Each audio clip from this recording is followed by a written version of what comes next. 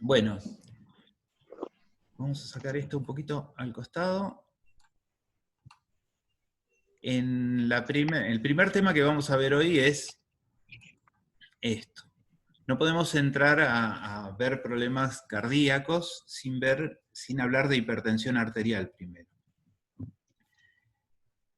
Y no podemos hablar de hipertensión sin tratar qué es tensión arterial. ¿Mm? Uno habla de tensión arterial, ¿a ustedes qué les pasa por la cabeza primero? Seguramente piensan en esto: tensión arterial, un tensiómetro, una enfermera o alguien de salud tomando la presión en el bracito de un paciente. Ese es el concepto general que tiene la mayoría. Hablamos de presión o tensión arterial y pensamos en esto, en la técnica de medición. Bueno. Profe, una compañera está esperando que la aceptes. No puedo aceptar a todos. ¿Dónde está? Participantes. Oh, oh. Ahí está. Janina está llegando. Chícate. ¿Alguno más? No, se está uniendo, listo. Vamos a esto. ¿Ven la pantalla ahora de vuelta? Sí. Bien. Sí, profe. Entonces, decimos que la tensión arterial, ya nos olvidamos del concepto ese de la toma de presión, de la técnica de toma de presión, y la tensión arterial es la cantidad de presión que ejerce la sangre en las paredes de las arterias, cuando se desplaza a través de ella. ¿Mm? Esto se puede graficar. Esto es un dibujito de una arteria. Esta sería la sangre, ven los glóbulos rojos. Y es la fuerza que hace sobre las paredes. Nosotros lo que medimos es esto, el efecto de esta fuerza. Acá, por fuera, es donde ponemos, en realidad, la campana, para escuchar esos ruidos del paso de la sangre que es interrumpido por el manguito que lo ponemos más cercano al corazón. Pero lo que medimos es, o intentamos medir con más o menos precisión, es esta fuerza, esa tensión. O sea, esa presión en realidad, porque la tensión es lo que recibe la arteria. Nosotros medimos la presión. ¿Cómo medimos la presión? En milímetros de mercurio. Eso no tenemos que olvidarlo. Acuérdense, utilizamos muchas unidades de medida. Para la presión arterial lo que utilizamos son milímetros de mercurio. Profe, Sí. ¿podés repetir de nuevo cómo es la diferencia entre presión y tensión? No te entiendo bien. La diferencia entre presión y tensión. Nosotros medimos la presión, pero La la tensión... tensión, ¿sí?, Ahí va. es lo que recibe la arteria. Esto. Y nosotros no podemos medir esto, cuánto la arteria se está... La arteria recibe la fuerza de la sangre. ¿Se ve mi mano así? La fuerza de la sangre, ¿no? Mi mano, esta de abajo, es la sangre, que ejerce sobre la arteria. Entonces la arteria acá se estira, se expande, se distiende, por decirlo de otra forma. Eso es la tensión. Nosotros lo que medimos es presión, la unidad de medida, los milímetros de mercurio miden presión. No medimos cuánto se estira la arteria. ¿Se entiende? El concepto de tensión y presión arterial, ¿sí?, los utilizamos como sinónimos, pero en realidad lo que medimos es presión nosotros. Es una medida de fuerza. ¿Se entendió? Sí, Hola, profe. Houston.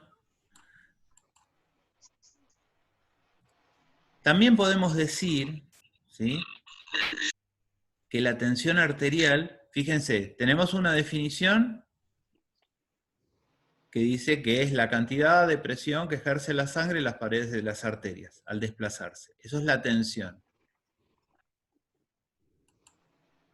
Y también podemos decir que es el producto, ¿sí?, del gasto cardíaco por la resistencia periférica. La resistencia periférica es la resistencia arterial de todas las arterias. ¿Mm? De todas las arterias del cuerpo. Porque no la hacen solo en este punto. Es todo un circuito cerrado que ejerce una resistencia. ¿Mm? Entonces, es el producto del gasto cardíaco por la resistencia periférica. Y nos tenemos que acordar que el gasto cardíaco es el volumen sistólico por la frecuencia cardíaca. ¿Mm?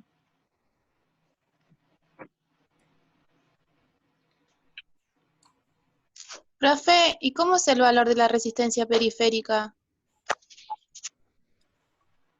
Esto en realidad, el valor de la resistencia periférica, esto se mide con catéteres internos. Se colocan catéteres dentro de las arterias y dentro de las venas y se puede medir. Lo que ustedes tienen que quedarse es entender el concepto.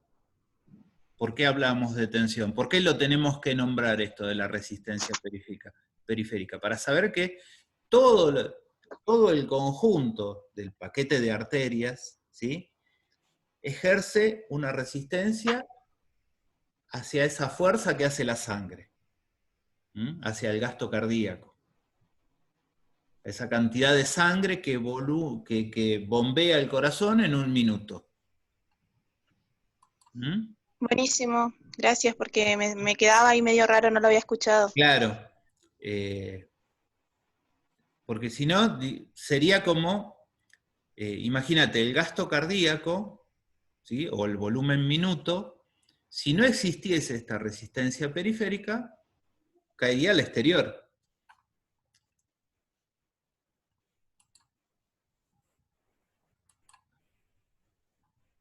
Ahí está. ¿Sí? Esto es un circuito cerrado, nuestro paquete de arterias y venas son un circuito cerrado. Esa es la idea. Bueno, gracias, profe. Entonces, ¿qué pasa con la hipertensión? A partir de ahí, ustedes saben que existen valores fisiológicos de tensión arterial, ¿no?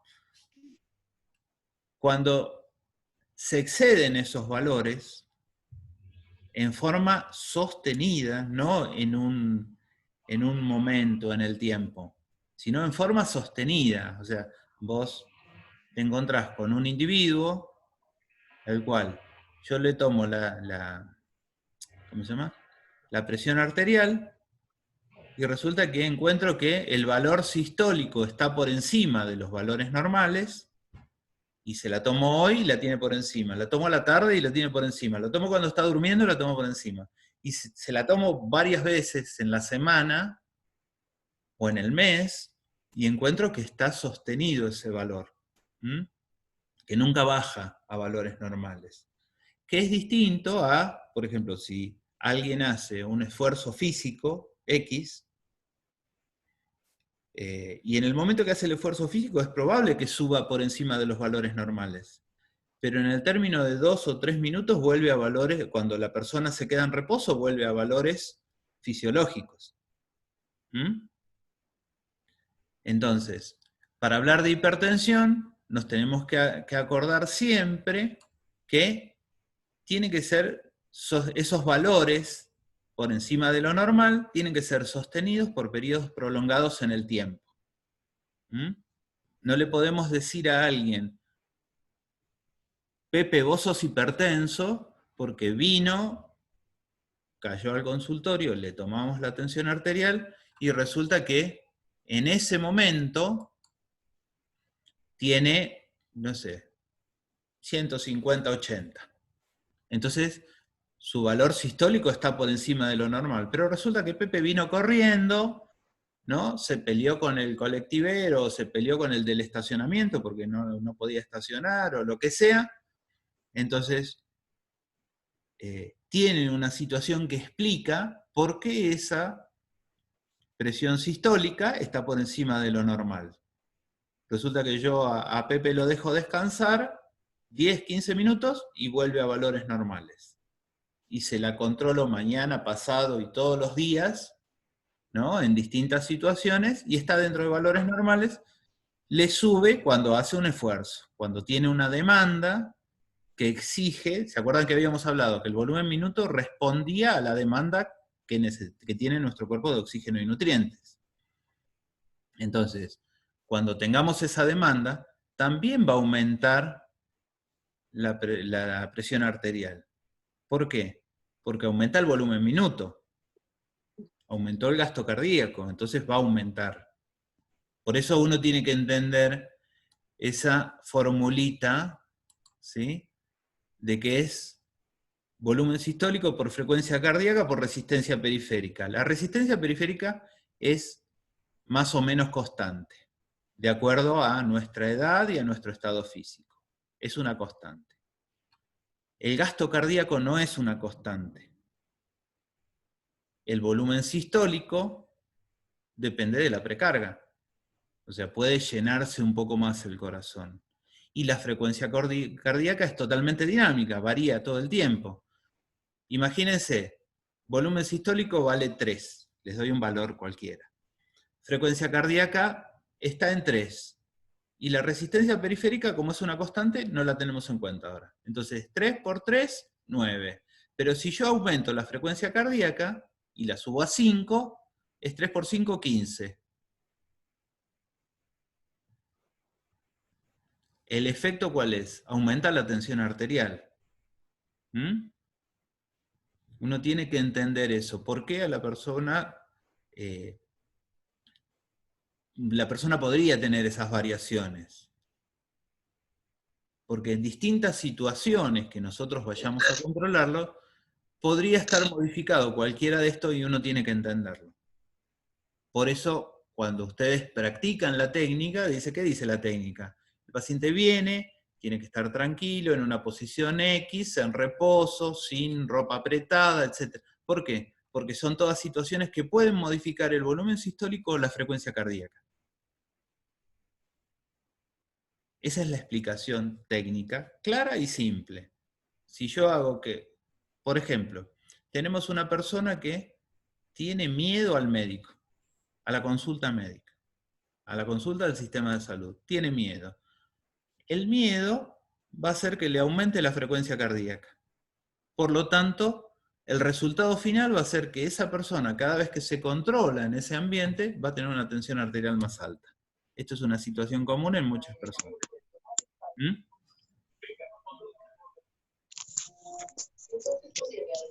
Seguimos avanzando. Entonces, cuando hablamos de hipertensión, estamos hablando de una presión arterial sistólica mayor o igual a 140 milímetros de mercurio, o una diastólica mayor o igual a 90 milímetros de mercurio.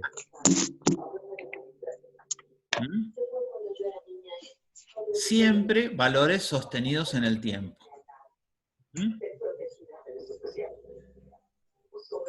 Vamos a ver que cuando hablamos de hipertensión existen dos tipos de hipertensión. Una es la hipertensión esencial, primaria o idiopática. Son los tres nombres que ustedes pueden encontrarle. Cuando ven en la bibliografía dicen hipertensión esencial, o van a ver que en la historia clínica dice hipertensión primaria. En general la que más se usa es esencial, por eso la puse primero. Pero los otros términos también. ¿Qué significa? Es una hipertensión que en general se desconoce el origen, que podría ser por efecto de la edad, ¿sí? O de algunas alteraciones que vamos a hablar un poquito más adelante. Cuando hablamos de la hipertensión secundaria, hablamos de una hipertensión que es secundaria a una patología del paciente, como podría ser la insuficiencia renal.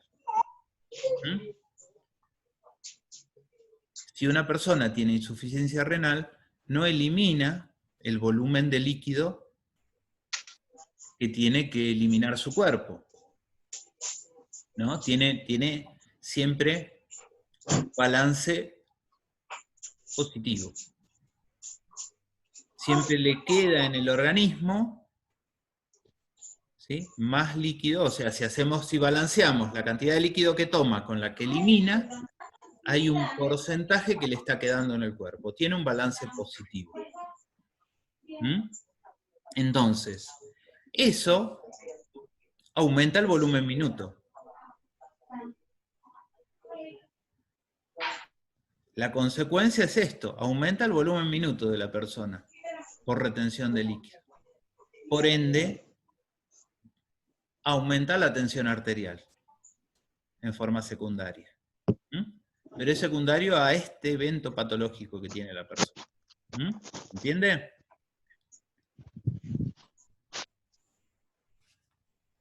Cuando vamos a las causas, ¿sí?, tenemos que ver y clasificarlas en dos posibles etiologías. Una son las que dependen de factores no modificables. Yo no puedo tener menos años de los que tengo, ¿sí? Y si heredé alguna patología, ¿sí?, tampoco la puedo cambiar. Entonces son factores no modificables. La edad es un factor negativo para la hipertensión. A mayor edad, más riesgo de hipertensión, y de acuerdo a los antecedentes familiares, las patologías que tenga mi familia, yo podría heredarlas, y eso no lo puedo cambiar. Y después tenemos los factores modificables. Disculpe que lo interrumpa. Sí. ¿Puede decirle al resto que apague los micrófonos? Porque se intercambia con su voz, no se entiende y es todo complicado. Gracias. Por nada. ¿Escucharon? Chicos, apaguen los micrófonos. Eso. Bien. Entonces, un segundo grupo de factores sobre los que habitualmente trabajamos y puede trabajar el paciente son los factores que se denominan modificables. ¿Cuáles son esos? La obesidad, la conducta tabáquica, el estilo de vida. Todos podemos tener conductas más o menos sanas, y el consumo de sodio que hacemos. Todos habitualmente consumimos sodio en distintas comidas. Entonces,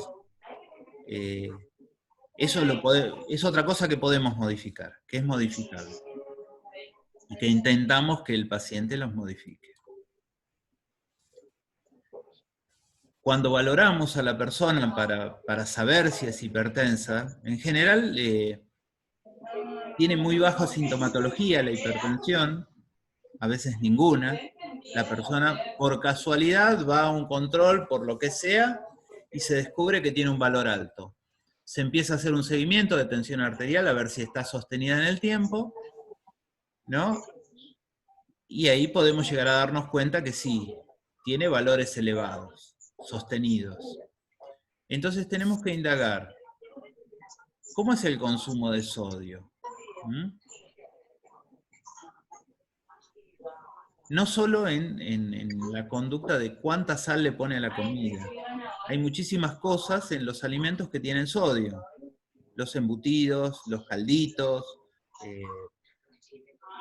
los jugos. La mayor parte de los conservantes son sales. Entonces, uno está consumiendo mucho más sodio del que realmente necesita. Otra cosa que tenemos que ver es la función renal de la persona. Dijimos que si está disminuida la función renal hay una retención de líquido. Bueno, hay que ver si esa persona tiene una función renal normal. Para esto hay que hacer análisis. Uno tiene que saber que el médico le va a indicar una serie de análisis. Tenemos que ver qué grado de exposición al estrés tiene esa persona. Es multifactorial, ¿no? El estrés es una cosa que hoy gente que está encerrada en la casa está muy estresada. Y dice, pero si no está trabajando, y en general hablamos de que el trabajo estresa. La modificación de la forma de vida que hemos tenido todos ha sido generadora de estrés. Sobre todo porque no sabemos cómo sigue. Y no tenemos injerencia en la modificación de eso. Después, bueno, las alteraciones genéticas, que podrían ser malformaciones cardíacas, vasculares, etcétera, etcétera. La obesidad, cuando hablamos de obesidad, tenemos que calcular el índice de masa corporal y cotejarlo con las tablas. No miramos a alguien y decís, porque le vemos pancita, decimos que es un obeso. Puede tener mucha panza y estar desnutrido. Entonces, tenemos que hacer los cálculos, siempre. Cuando ustedes valoran a una persona, siempre hay que hacer el cálculo de índice de masa corporal. Y después, los factores del endotelio vascular. El endotelio vascular puede estar afectado por distintas enfermedades, como podría ser el lupus, por ejemplo.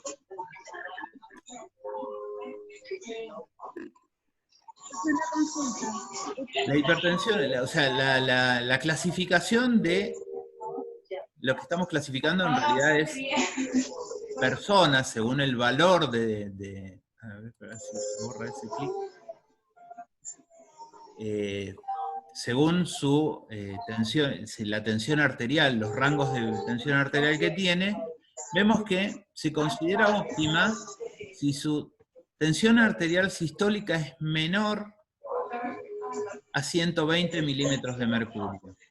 No de 120, menor a 120, o sea, de 120 hacia abajo. Y la diastólica menor a 80 milímetros de mercurio. Hablamos de rangos, no estamos hablando de un valor específico.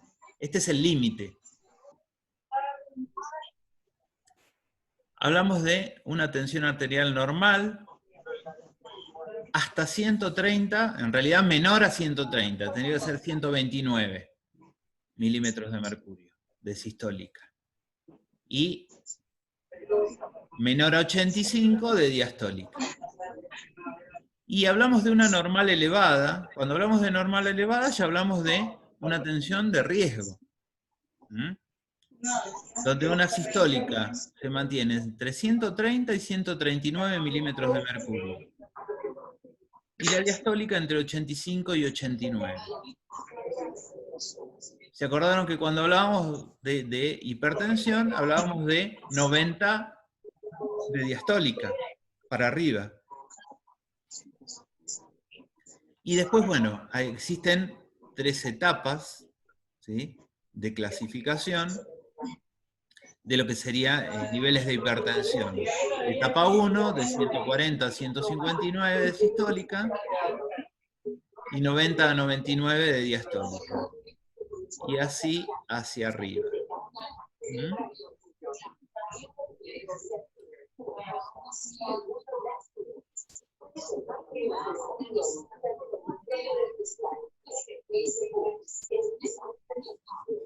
Existen 2 situaciones de hipertensión que ponen, que son en realidad de riesgo para el paciente.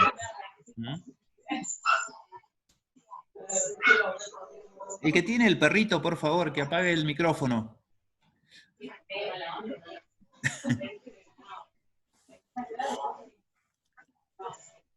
Me Entonces, parece que ni siquiera está en conexión, porque ya se lo están diciendo por el chat y tampoco lo apaga. Sí. y no sabemos quién es. Profe, Sí. si usted los marca, los puede silenciar. Los puede silenciar usted directamente. Y de ahí, mi hermana me dice que la verdad, me gusta.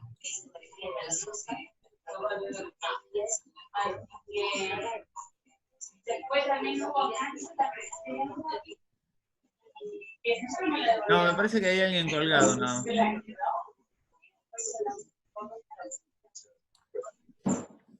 Bien. Estas dos situaciones, chicos, es lo que se denomina crisis hipertensiva. Son situaciones que pueden poner en riesgo la vida de la persona. Una es la emergencia hipertensiva, ¿sí? En la emergencia hipertensiva la persona está en riesgo de vida. Más allá del valor de tensión arterial que tenga, que en general va a ser con una sistólica mayor a 180 y una diastólica seguramente por encima de 100. Esta situación pone en riesgo el órgano blanco, cerebro, corazón. Y después está la urgencia hipertensiva, que es una situación que pone en riesgo inmediato, los mismos órganos pero con más plazo. ¿Cómo notamos esto? ¿Cómo nos damos cuenta? Porque la persona empieza a tener síntomas que tienen que ver con otras patologías derivadas de la hipertensión.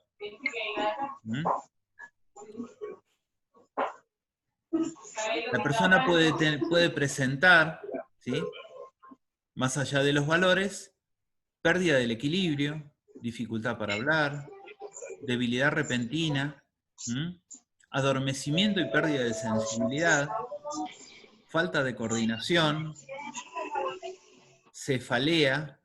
La cefalea es una de las cosas que primero aparece, más visible, y es más lo que lleva a la gente a la consulta. Dificultad para caminar, relajación de esfínteres, distintos niveles de... ¿Hola? Sí, profe, se escucha. Sí, nos queda menos de un Yo minuto. tenía una consulta. ¿Esto Sí. se puede dar en las dos presiones? Vio que usted dijo Sí. que había una primaria y una... Ah, bien. Sí. O sea que no hay algo característico en cada una. No. Cuando vos hablas de hipertensión primaria o secundaria, estás hablando del origen. Sobre todo en la hipertensión primaria nunca se busca el origen, nunca se estudia a la persona para ver cuál es el origen.